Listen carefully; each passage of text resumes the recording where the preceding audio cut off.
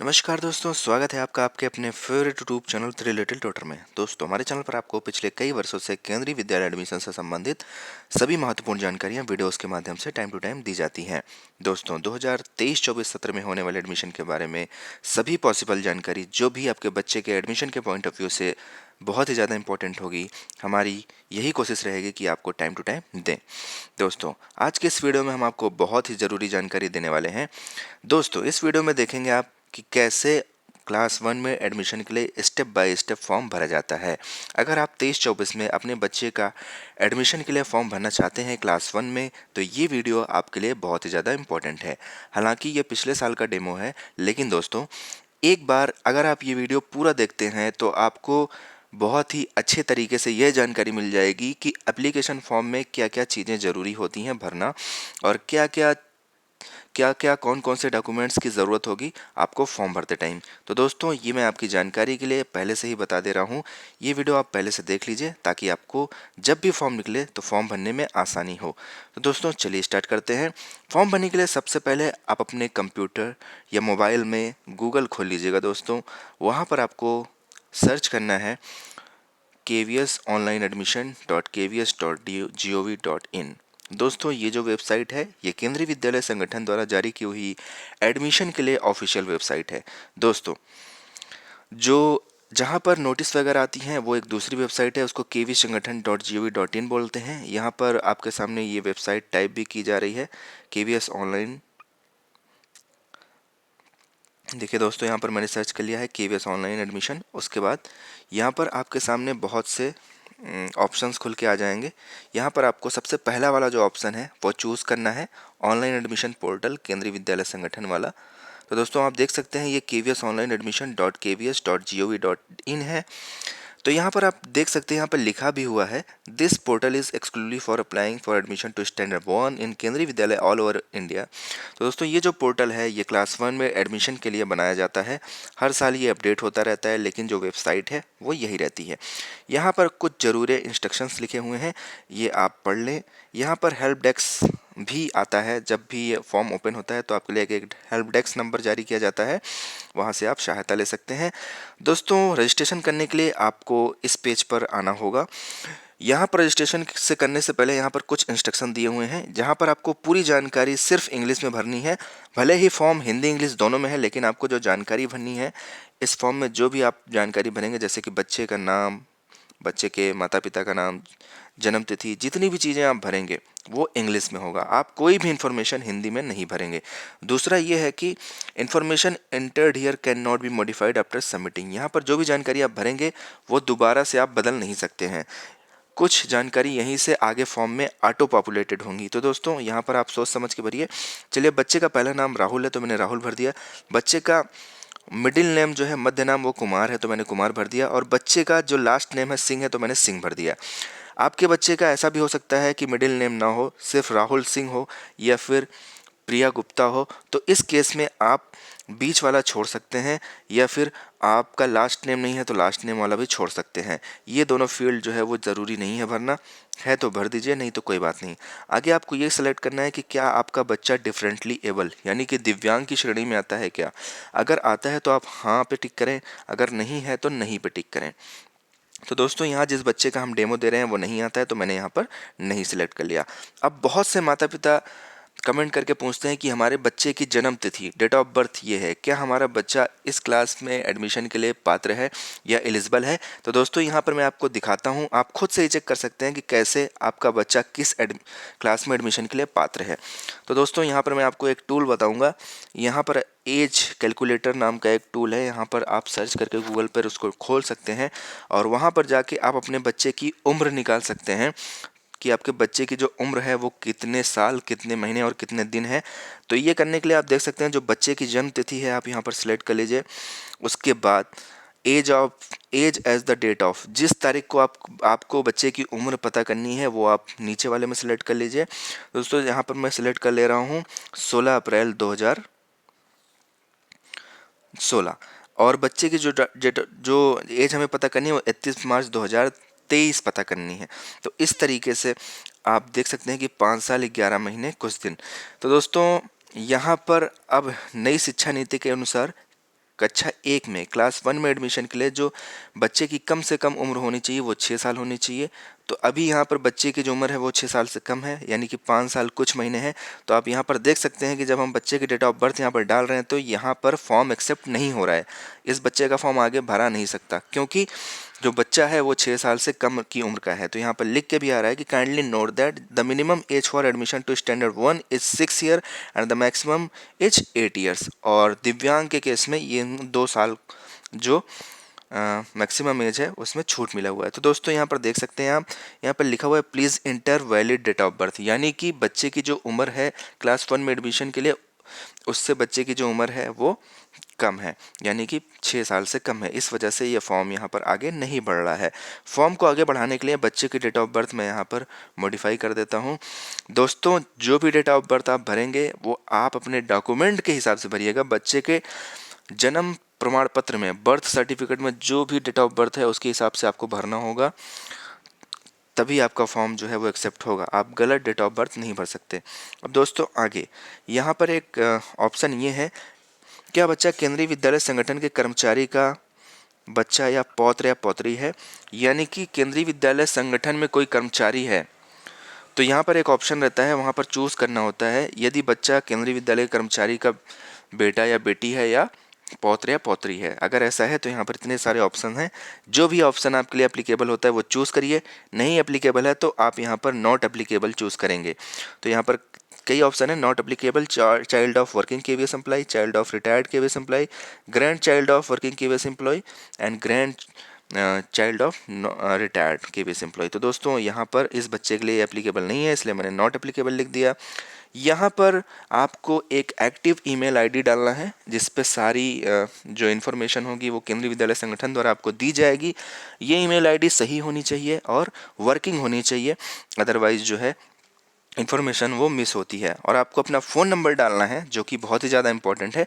Phone number पे भी आपसे केंद्रीय विद्यालय संगठन के द्वारा एडमिशन से रिलेटेड कम्युनिकेशन किया जाएगा।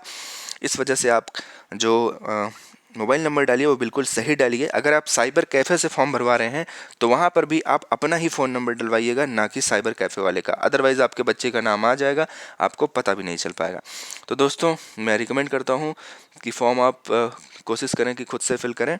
उसके बाद दोस्तों यहाँ पर आपको ये कैप्चा कोड टाइप कर देना है, जैसे ऊपर लिखा हुआ है ये ऑरेंज कलर में सेम वैसे ही जो नंबर है वो नंबर, जो कैपिटल है वो कैपिटल में, जो स्मॉल है वो स्मॉल। उसके बाद आपको कंटिन्यू पे क्लिक कर देना है। दोस्तों जैसे ही आप इस पर क्लिक करेंगे आपको मोबाइल नंबर पर एक OTP जाएगा, वो OTP यहाँ पर आपको डालना है। तो दोस्तों देखिए जैसे कि अभी मेरे फ़ोन पे OTP आया है तो मैं ये OTP यहाँ पर डालूंगा बॉक्स में। उसके बाद नीचे ये जो कैप्चा कोड दिया हुआ है जैसे ये लिखा हुआ है सेम वैसे ही इसको बॉक्स में डालना है। तो दोस्तों OTP और कैप्चा कोड डालने के बाद ये आपका जो रजिस्ट्रेशन है वो सक्सेसफुल हो जाता है। कभी कभी ऐसा होता है नेटवर्क की वजह से जो है वो OTP नहीं आता है। तो दोस्तों आप यहाँ पर देख सकते हैं रीसेंट OTP का भी ऑप्शन आता है, नीचे टाइमर चलता रहता है जो कम होता रहता है। तो ये जो टाइम जब ये ख़त्म हो जाएगा, अगर आपको OTP नहीं प्राप्त हुआ है तो आप यहाँ दोबारा से OTP भेज सकते हैं। बहुत सारे माता पिता हड़बड़ा जाते हैं जब OTP नहीं आता, सोचते हैं अब क्या होगा, हमारे बच्चे का फॉर्म ही नहीं भरा पाएगा।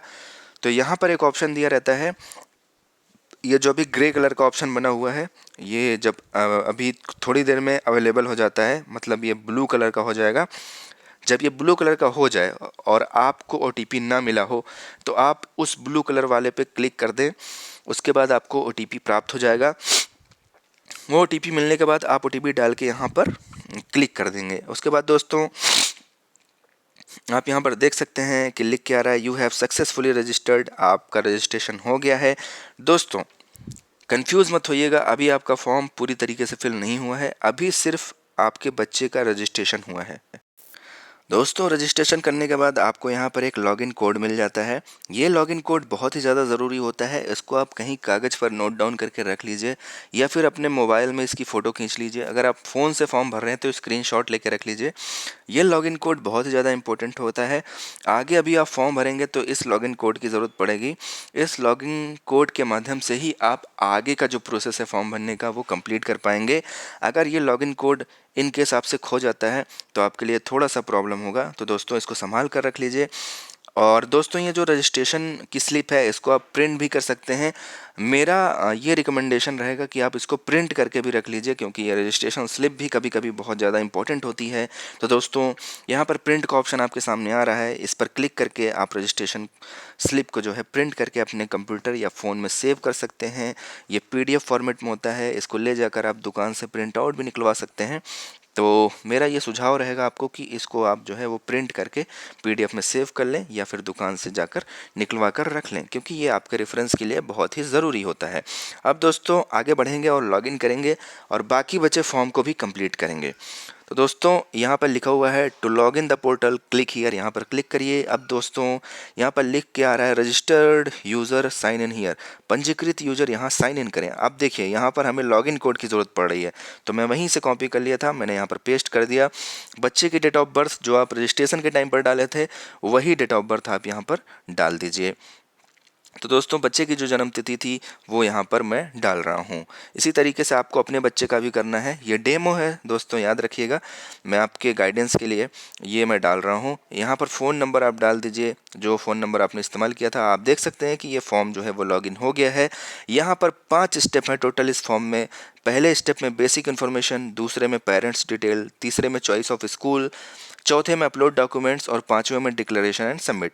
दोस्तों कुछ यहाँ पर इंस्ट्रक्शंस लिखे हुए हैं कि जितने भी फील्ड में स्टार लगा हुआ है वो आपको भरने ही है, उनको आप खाली नहीं छोड़ सकते हैं। दूसरा इंस्ट्रक्शन ये है कि please fill the information in English only, आपको जो जानकारी भरनी है वो सिर्फ इंग्लिश में ही भरनी है, हिंदी में नहीं भरनी है। ओके, तो दोस्तों आप देख सकते हैं। अब हम आगे बढ़ेंगे। यहाँ पर जो बच्चे का पहला नाम है राहुल और जो मध्य नाम है कुमार और जो लास्ट नाम है यानी कि अंतिम नाम है सिंह, ये सारी चीज़ें आप एडिट नहीं कर सकते। जैसे कि रजिस्ट्रेशन के टाइम पे ही बताया गया था कि जो भी इन्फॉर्मेशन वहाँ भरी जाएगी उसको आप मॉडिफाई नहीं कर सकते हैं। तो दोस्तों ये चीज़ें ऑटोमेटिक रजिस्ट्रेशन वाले कॉलम से उठकर इसमें फिल हो गई हैं। तो दोस्तों आप देख सकते हैं यहाँ पर कोई भी जानकारी आप एडिट नहीं कर सकते। आगे बढ़ते हैं और फॉर्म को और आगे बढ़ते हैं, भरते हैं। तो यहाँ पर अब आपको बच्चे का लिंग यानी कि जेंडर सेलेक्ट करना है। तो यहाँ पर जेंडर सेलेक्ट करने के लिए आपको यहाँ पर क्लिक करना होगा, जहाँ पर चूज़ जेंडर लिखा हुआ है। दोस्तों यहाँ पर फीमेल, मेल और थर्ड जेंडर, अगर आपका बच्चा फीमेल है तो फीमेल, मेल है तो मेल, अगर थर्ड जेंडर है तो थर्ड जेंडर। मैं यहाँ पर फीमेल सेलेक्ट कर रहा हूँ क्योंकि मैं आपको सिंगल गर्ल चाइल्ड कैटेगरी का भी दिखाना चाहता हूँ कि सिंगल गर्ल चाइल्ड कैटेगरी का फॉर्म कैसे भराता है। जैसे ही आप फीमेल पर सेलेक्ट करेंगे ऑटोमेटिक सिंगल गर्ल चाइल्ड का एक ऑप्शन और खुल के आ जाएगा। तो अगर सिंगल गर्ल चाइल्ड है तो आपको हाँ लिखना है, अगर नहीं है तो आपको नहीं पे टिक करना है। दोस्तों सिंगल गर्ल चाइल्ड में जुड़वा और ट्रिपलेट बहनें जो होती हैं वो भी आती हैं। तो अगर जुड़वा या ट्रिपलेट बहनें हैं तो आपको हाँ पर क्लिक करना है। हाँ पर क्लिक करते ही आपके सामने जो है एक जानकारी पॉपअप होके आ जाती है। या ये जानकारी को मैं आपको शॉर्ट में बताता हूँ। यानी कि जैसे आप तीन जुड़वा बहनों का फॉर्म भर रहे हैं तो सबसे पहली बहन का जब आप फॉर्म भरेंगे तो यहाँ पर आपको हाँ टिक करना होगा। उसके बाद यहाँ से आपको एक लिंकिंग कोड जनरेट करना होगा। लिंकिंग कोड जनरेट करने के बाद इस लिंकिंग कोड का आप इस्तेमाल करेंगे जब दूसरी दोनों जुड़वा बहनों का आप फॉर्म भरेंगे। तो उस लिंकिंग कोड का इस्तेमाल करते हुए आप उन दोनों के फॉर्म में भी इसको भरेंगे। तो इस तरीके से तीनों बहनों का फॉर्म जो है वो लिंक हो जाएगा और तीनों का एक ही एप्लीकेशन माना जाएगा, वो भी सिंगल गर्ल चाइल्ड कैटेगरी में। तो दोस्तों अगर 3 जुड़वा बहनें हैं तो इस केस में ऐसे भरा जाता है, और अगर सिंगल गर्ल चाइल्ड नहीं है तो आपको नहीं पे टिक करना है। अब ये बच्चा क्योंकि मेल है इसलिए मैंने यहाँ पर मेल सेलेक्ट कर लिया है। आगे बढ़ते हैं और आपको बताते हैं कि परिवार का आय वर्ग, फैमिली इनकम ग्रुप यहाँ पर 3 तरीके से डिफाइन किया गया है। Do not belong to low income group, कम आय के अंतर्गत नहीं। दूसरा है आर्थिक रूप से कमजोर वर्ग जिसको कि EWS बोलते हैं। तीसरा है गरीबी रेखा से नीचे BPL कार्ड जिनके पास होता है वो। तो दोस्तों इन तीनों में से आप जिस भी कैटेगरी में आते हैं सिलेक्ट करिए। अगर आप कम आय वर्ग में से नहीं आते हैं तो आप टिक कर सकते हैं, आपको कोई ज़रूरत नहीं है किसी भी डॉक्यूमेंट सर्टिफिकेशन देने की। लेकिन अगर आप EWS इकोनॉमिकली वीकर सेक्शन या फिर बिलो पॉवर्टी लाइन क्लिक करते हैं तो आपको उससे संबंधित प्रमाण पत्र की जानकारी यहाँ पर भरनी होती है। अगर आप देखिए यहाँ पर मैंने EWS सेलेक्ट किया है तो आपको EWS BPL सर्टिफिकेट नंबर भरना होगा। EWS प्रमाण पत्र कब जारी हुआ है वो डेट आपको यहाँ पर डालनी होगी, जो भी उस प्रमाण पत्र पर लिखी होगी, और किसने उसको जारी किया है, जैसे कि एसडीएम, डीएम या जो भी उसको जारी किए हैं, तो उनका यहाँ पर पोस्ट और नाम लिखना होता है। ठीक, तो दोस्तों इस तरीके से, और इसी तरीके से अगर below poverty line BPL category का सर्टिफिकेट आपके पास है तो आप उसके लिए एप्लीकेबल है, इस पर सेलेक्ट करते हैं तो उससे रिलेटेड जानकारी आपको यहाँ पर भरनी होती है, जैसे कि बीपीएल सर्टिफिकेट नंबर, उस बीपीएल सर्टिफिकेट को कब जारी किया गया था और उसको जारी करने वाले कौन हैं। तो ये तीनों कॉलम आपको भरने हैं इस तरीके से। तो दोस्तों यहाँ पर मैं आपको डेमो के तौर पे सारे ऑप्शंस खोल के दिखा रहा हूँ, आप वही सिलेक्ट करेंगे जो आपके लिए एप्लीकेबल है, जिससे रिलेटेड सर्टिफिकेट आपके पास अवेलेबल है।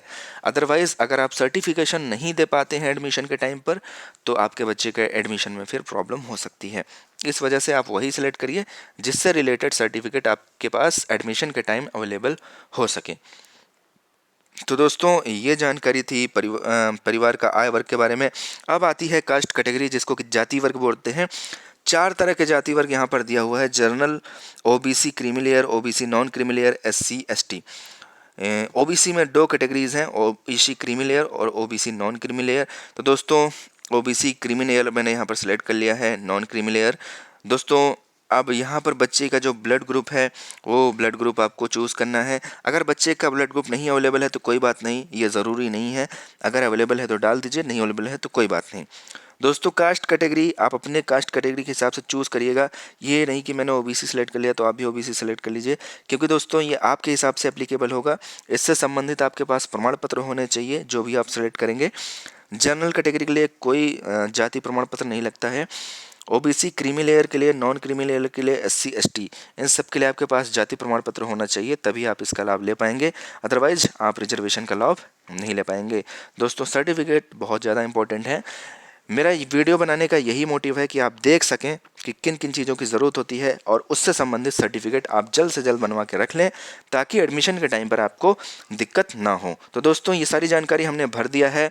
अब हम आगे बढ़ते हैं और नेक्स्ट पे क्लिक करते हैं। अब हम आ गए यहाँ पर स्टेप नंबर 2 में। अब स्टेप नंबर 2 में जितनी भी ज़रूरी जानकारी है सब हमको यहाँ पर भरना होगा। दोस्तों यहाँ पर आप देख रहे हैं कि कुछ इंस्ट्रक्शन लिखा हुआ है। Title, full name, nationality, country of residence, state of residence, city and residential address are mandatory for at least 1 parent.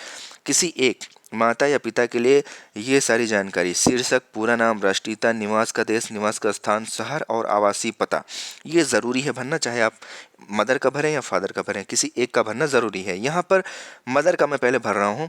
यहाँ पर मदर का जो टाइटल है, टाइटल भर दीजिए। उनका पूरा नाम आपको एक ही बॉक्स में लिखना है। उसके बाद उनकी राष्ट्रीयता क्या है, वो इंडियन है या अदर है, वो आपको भरना है। उसके बाद दोस्तों यहाँ पर लिखा हुआ है क्या आप चाहते हैं कि माता का आवासीय पता पिता के आवासीय पता फील्ड में स्वतः ही लिखा जाए। मतलब माँ का जो एड्रेस है वो फादर का एड्रेस सेम है अगर, तो उस केस में अगर आप हाँ कर देते हैं तो जो माँ वाले कॉलम में जो भी जानकारी आप भरेंगे वो पता जो है वो ऑटोमेटिक फादर वाले में वो जाके भरा जाएगा। तो दोस्तों यहाँ पर मैंने सेलेक्ट कर लिया है और यहाँ पर मैंने इंडिया सेलेक्ट कर लिया है। देश, राज्य उत्तर प्रदेश है, सिटी प्रयागराज है, और जो घर का पता है आपको पूरा पता इस बॉक्स में लिखना है। तो दोस्तों यहाँ पर देखिए मैंने लिख दिया 135 डेमो, सिविल लाइंस, प्रयागराज। आप देख सकते हैं कि इधर वाले में जहाँ पर फादर का कॉलम है वहाँ ऑटोमेटिक जो इन्फॉर्मेशन मैं इस साइड लिख ले रहा हूँ वो उधर उस साइड ऑटोमेटिक फिल होती चली जा रही है।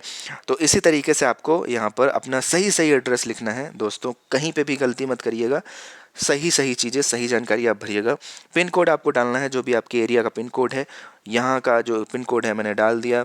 घर का टेलीफोन नंबर अगर है तो डाल दीजिए, घर का माता का मोबाइल नंबर है तो डालिए, ईमेल अगर माता का है तो डाल दीजिए, नहीं है तो कोई बात नहीं, इसको आप खाली छोड़ सकते हैं। माताश्री का व्यवसाय क्या है, वो क्या करती हैं, तो इस बच्चे के केस में वो हाउस वाइफ हैं तो मैंने हाउस वाइफ डाल दिया। उनका जो ऑर्गेनाइजेशन है, क्योंकि घर में हाउस वाइफ हैं तो घर में काम करती हैं, तो मैंने हाउस डाल दिया। इस तरीके से किसी बच्चे की माँ अगर टीचर हैं, गवर्नमेंट टीचर हैं, तो आप वहाँ पर गवर्नमेंट टीचर डालिए। अगर सेंट्रल गवर्नमेंट में है तो सेंट्रल गवर्नमेंट यहाँ पर डालिए, स्टेट गवर्नमेंट है तो स्टेट गवर्नमेंट डालिए। इस तरीके से आपको ये जानकारी भरनी है। ये जानकारी मैंडेटरी नहीं है, आप चाहें तो भर सकते हैं, नहीं चाहें तो ना भरें, कोई ज़रूरी नहीं है। ये दोस्तों ये मैंडेटरी नहीं होता है।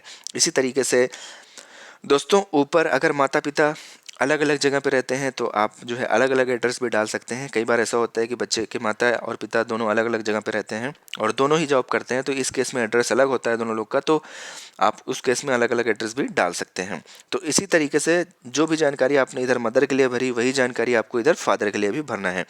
तो दोस्तों फादर का शीर्षक आप यहाँ पर सिलेक्ट कर सकते हैं। मिस्टर दिया हुआ है और लेट दिया हुआ है।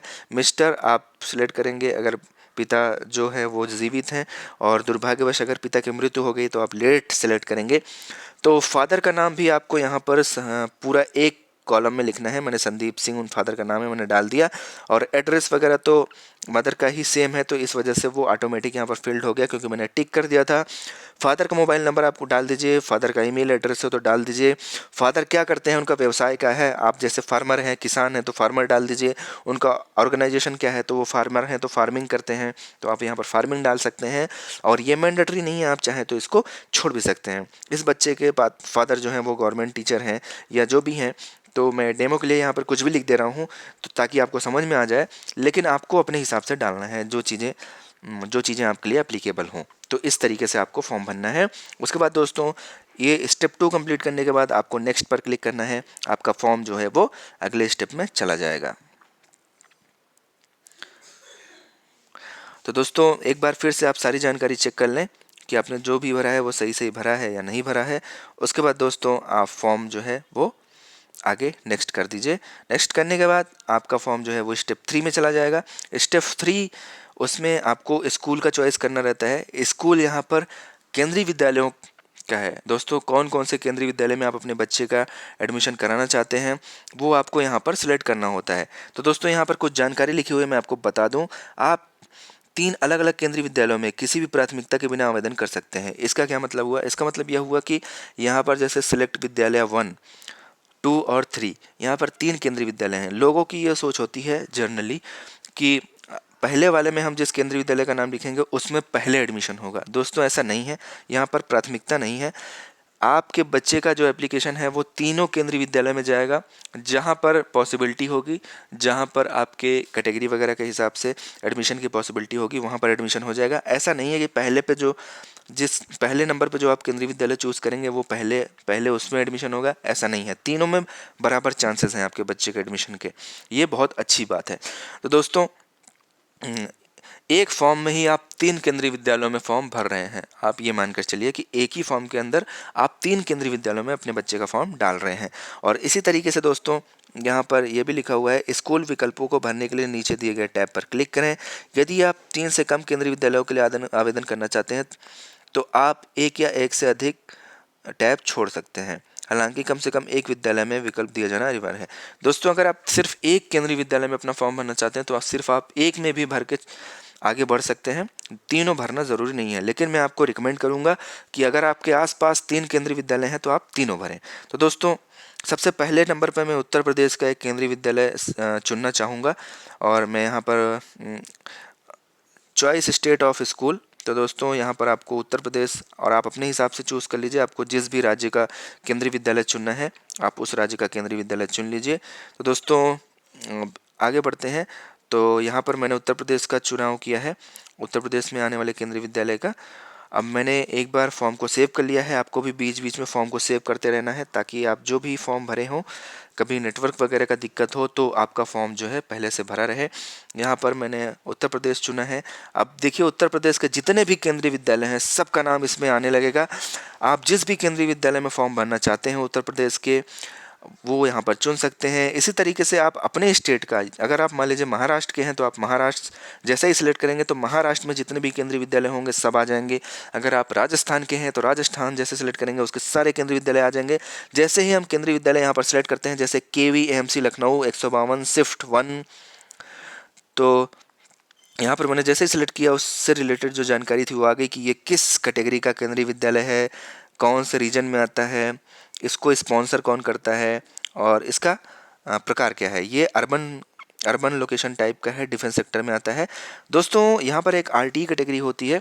बहुत सारे लोग को कन्फ्यूज़न होता है कि आरटी कैटेगरी में फॉर्म कैसे भरते हैं।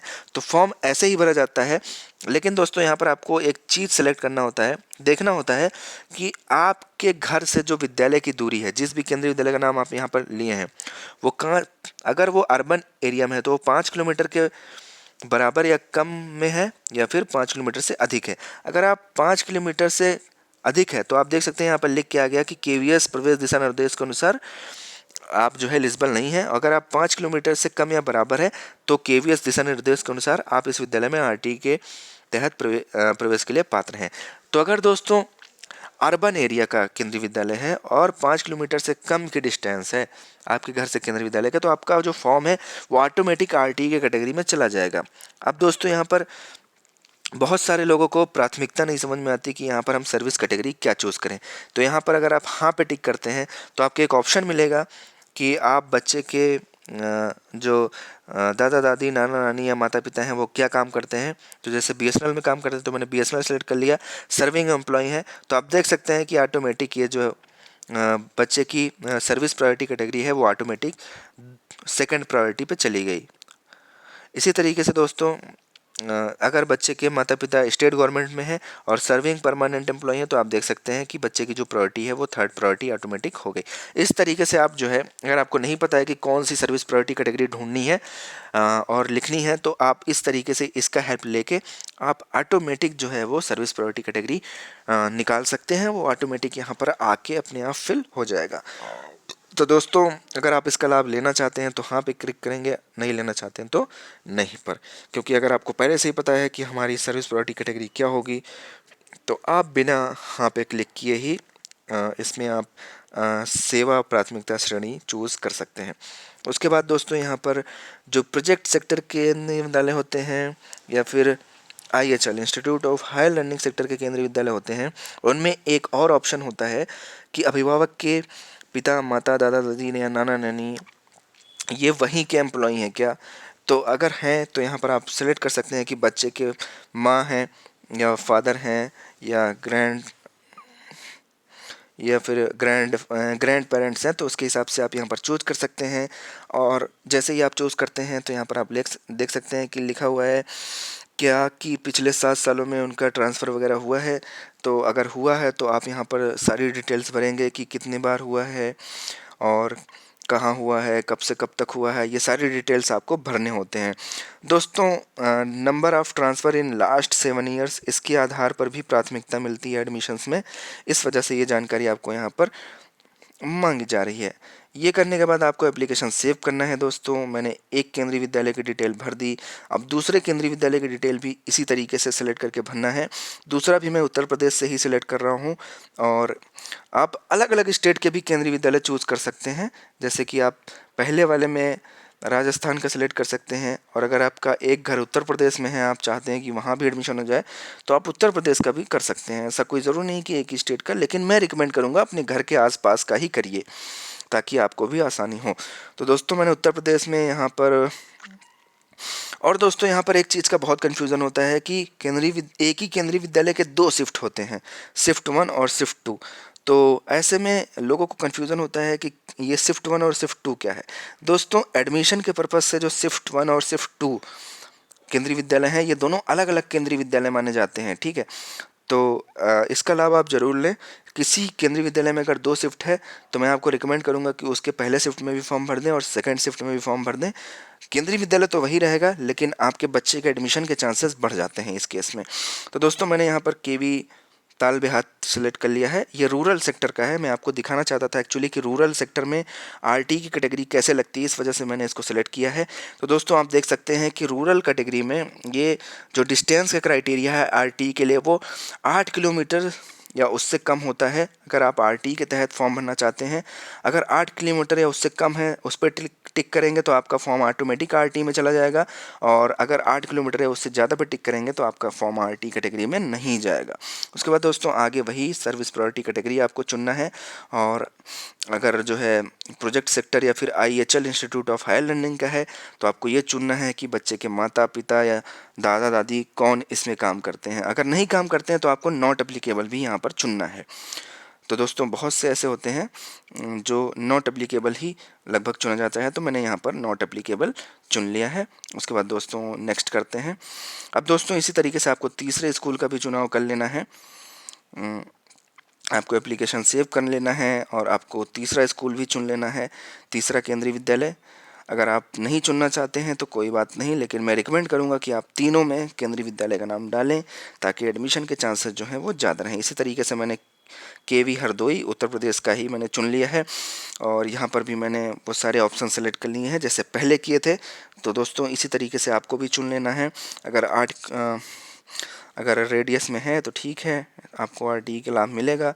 और अगर आप एक बात और दोस्तों, आपको आरटीई का लाभ तभी मिलेगा यदि आप ईडब्ल्यूएस कैटेगरी में आते हैं या फिर बीपीएल कैटेगरी में आते हैं या फिर आप जो है जर्नल में नहीं आते हैं, या तो आप OBC non creamy layer SC या फिर एसटी की कैटेगरी में आते हैं, तभी आपको ये ऑप्शंस खुलेंगे आरटी वाले, अदरवाइज नहीं खुलेंगे। दोस्तों हम आप पहुंच चुके हैं स्टेप नंबर 4 पर। मोस्ट इंपॉर्टेंट है, जहां पर आपको अपने बच्चे का डॉक्यूमेंट अपलोड करना है। डॉक्यूमेंट के तौर पर यहाँ पर सिर्फ 2 डॉक्यूमेंट लगते हैं। बच्चे की डेट ऑफ बर्थ का सर्टिफिकेट, यानी कि बच्चे के जन्म तिथि का प्रमाण पत्र, जिसको कि जन्म प्रमाण पत्र बोलते हैं, वो आपको यहाँ पर अपलोड करना है। और बच्चे की एक पासपोर्ट साइज़ की फ़ोटो जो कि बिल्कुल हाल फिलहाल में खींची गई हो, अच्छी फ़ोटो हो, ब्लर्ड ना हो, धुंधली ना हो। तो दोस्तों यहाँ पर बता देता हूँ कि जो फ़ोटो और इसका फॉर्मेट होना चाहिए वो .pdf या फिर .jpg फाइल होना चाहिए। तो इस तरीके से मैंने पहले से ही फ़ोटो बना के रखा है और उसकी साइज़ जो है वो 256 KB से कम होनी चाहिए। तो दोस्तों यहाँ पर मैं बच्चे की जो फ़ोटो है वो सिलेक्ट कर लिया और उसके बाद दोस्तों बच्चे की जो पासपोर्ट साइज़ की फ़ोटो है, आप जैसे ही अपलोड करके देखेंगे तो आप देख भी सकते हैं कि हमने क्या अपलोड किया है व्यू पे क्लिक करके। और अगर आप गलती से फ़ोटो दूसरी लगाना चाहते हैं और ये गलती से अपलोड हो गई हो तो आप जो है चेंज भी कर सकते हैं। इसी तरीके से बच्चे की पासपोर्ट साइज़ की फ़ोटो आप सिलेक्ट कर लीजिए और अपलोड कर दीजिए। जैसे ही आप क्लिक करेंगे डन फाइल अपलोडेड सक्सेसफुली लिख के आ जाए तो इसका मतलब कि आपकी फ़ाइल जो है वो अपलोड हो गई है। और बच्चे की जो फ़ोटो है वो आप यहाँ पर सिलेक्ट कर लेंगे और अपलोड पर क्लिक कर देंगे। जैसे ही अपलोड पर क्लिक करेंगे फाइल अपलोड होने के बाद सक्सेसफुली का मैसेज आ जाएगा। अब दोस्तों डॉक्यूमेंट अपलोड करने के बाद आप देख सकते हैं कि यहाँ पे लिखा हुआ है यदि विद्यालय द्वारा प्रवेश की पेशकश की जाती है तब प्रवेश के समय निम्नलिखित दस्तावेज विद्यालय के सामने प्रस्तुत करने होंगे। इसका मतलब है दोस्तों कि आपने जिन 3 केंद्रीय विद्यालयों में फॉर्म भरे हैं उन 3 केंद्रीय विद्यालयों में क्या क्या डॉक्यूमेंट आपको एडमिशन के टाइम पर लेके जाने होंगे, ये आपको फॉर्म में ही बता दिया गया है। एडमिशन के टाइम पर क्या क्या लेके जाना होगा, जैसे कि KVMC लखनऊ फर्स्ट शिफ्ट में बच्चे के एडमिशन के लिए अगर आप जाते हैं, नाम आ जाता है तो आपको proof of date of birth of the child यानी कि बर्थ सर्टिफिकेट, बच्चे की पासपोर्ट साइज फ़ोटो, निवास प्रमाण पत्र, प्रूफ ऑफ रेजिडेंस। और बच्चा क्योंकि OBC कैटेगरी का है तो इससे रिलेटेड जो है proof of certificate of FC SC OBC। और इसी तरीके से बच्चा जो है वो सर्विंग एम्प्लॉई है तो बच्चे का जो है वो सर्विस सर्टिफिकेट। इसी तरीके से दोस्तों जितने भी केंद्रीय विद्यालय में आपने फॉर्म भरे हैं, आपने जो भी इन्फॉर्मेशन वहाँ पर भरी होगी कि आप SC ST OBC कैटेगरी से आते हैं या फिर BPL कैटेगरी से आते हैं या फिर EWS कैटेगरी से आते हैं, तो उस सबसे रिलेटेड आपको सारे डॉक्यूमेंट्स जो भी लगेंगे वो आपको यहीं पे शो हो जाएंगे। बहुत से माता पिता को कन्फ्यूज़न होता है कि कौन से डॉक्यूमेंट लगेंगे एडमिशन के टाइम पे, तो ये सारे डॉक्यूमेंट्स की लिस्ट आपको यहीं पे दिख जाएगी। उसके बाद दोस्तों आपको एप्लीकेशन को सेव करना है। उसके बाद दोस्तों आपको ओके करना है। अब आप चले जाएंगे नेक्स्ट स्टेप पे। अगले स्टेप में आपको डिक्लेरेशन देना होता है कि हमने जो कुछ भी यहाँ पर भरा है सारी जानकारी सत्य है। अगर कोई भी जानकारी गलत पाई जाती है तो हमारे बच्चे का एडमिशन जो है वो निरस्त कर दिया जाएगा। आपको यहाँ पर टिक करना है। उसके बाद आपने यहाँ पर डिक्लेरेशन दे दिया, फिर आपको यहाँ पर सेव एंड प्रीव्यू पर क्लिक करना है। तो दोस्तों जैसे ही आप सेव एंड प्रीव्यू पर क्लिक करते हैं तो आपका एप्लीकेशन का प्रीव्यू आपको देखने को मिलता है और यहाँ पर लिख के आ जाता है और application data has been saved successfully. अभी भी आपका एप्लीकेशन वो केंद्रीय विद्यालय के पास नहीं गया है, ये तब तक नहीं जाएगा जब तक आप सबमिट पर क्लिक नहीं कर देते हैं। तो दोस्तों भले ही आपने यहाँ तक कंप्लीट कर लिया हो लेकिन आपको सबमिट एप्लीकेशन पर क्लिक करना ज़रूरी है। तो दोस्तों सबमिट करने से पहले आप प्रीव्यू ज़रूर देखें। उसके बाद दोस्तों आप इससे पूछेगा कि क्या आपने सारी जानकारी वगैरह चेक कर ली है।